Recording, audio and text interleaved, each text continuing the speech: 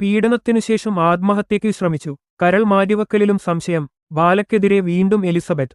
നടൻ ബാലയ്ക്കെതിരെ വീണ്ടും ഗുരുതര ആരോപണങ്ങളുമായി മുൻ പങ്കാളിയായ ഡോക്ടർ എലിസബത്ത് ഉദയൻ. താൻ ആത്മഹത്യയ്ക്ക് ശ്രമിച്ചിരുന്നതായും പീഡനത്തിനുശേഷമാണ് മാനസികമായി തകർത്തതെന്നും എലിസബത്ത് പറയുന്നു.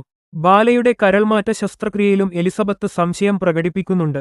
സാമൂഹിക മാധ്യമങ്ങളിൽ തനിക്കെതിരെ വന്ന മോശം കമന്റുകളുടെ സ്ക്രീൻഷോട്ട് പങ്കുവച്ചാണ് എലിസബത്ത് വീണ്ടും ആരോപണവുമായി രംഗത്തെത്തിയത്.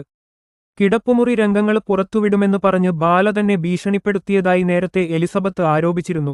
ബാല തന്നെ ബലാത്സംഗം ചെയ്തുവെന്നും ജാതകപ്രശ്നം പറഞ്ഞ് വിവാഹം രജിസ്റ്റർ ചെയ്തില്ലെന്നും എലിസബത്ത് വെളിപ്പെടുത്തിയിരുന്നു.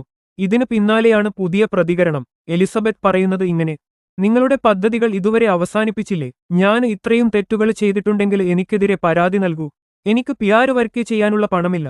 എനിക്ക് നിങ്ങളെപ്പോലെ രാഷ്ട്രീയത്തിന്റെയോ സ്വാധീനത്തിന്റെയോ പിൻബലമില്ല.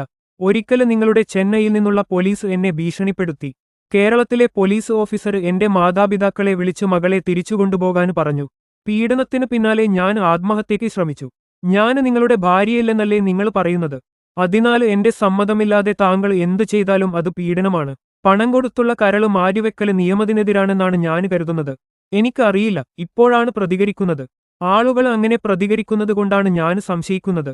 അതെനിക്ക് കുറ്റകൃത്യമായിട്ടാണ് തോന്നിയത്. എന്തെങ്കിലും നിയമോപദേശമോ തെറ്റോ ഉണ്ടെങ്കിൽ കമന്റിൽ എന്നെ തിരുത്തുക. എന്റെ പോസ്റ്റ് ഗുരുതരമായ കുറ്റകൃത്യമാണെങ്കിൽ ഞാൻ ജയിലിൽ പോവാന് തയ്യാറാണ്.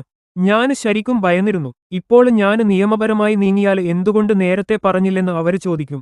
ചെന്നൈയിൽ പോലീസ് മൊഴിയെടുത്തുവെന്നാണ് എനിക്ക് തോന്നുന്നത്. എന്തുകൊണ്ടാണ് ഞാൻ ആത്മഹത്യയ്ക്ക് ശ്രമിച്ചതെന്ന് അവർ ചോദിച്ചില്ല.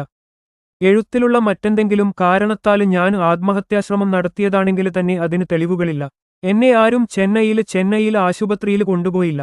എനിക്ക് മാനസിക സ്ഥിരതയില്ലെന്നാണ് എല്ലാവരും പറയുന്നത്. അതിനാൽ ഈ എഴുത്ത് തെളിവായി സ്വീകരിക്കാൻ കഴിയുമോ?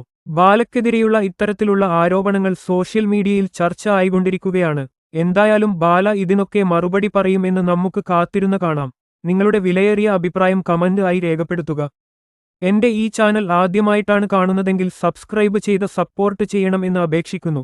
കൂടാതെ നിങ്ങളുടെ വിലയേറിയ അഭിപ്രായം കമന്റ് ബോക്സിൽ രേഖപ്പെടുത്തുക.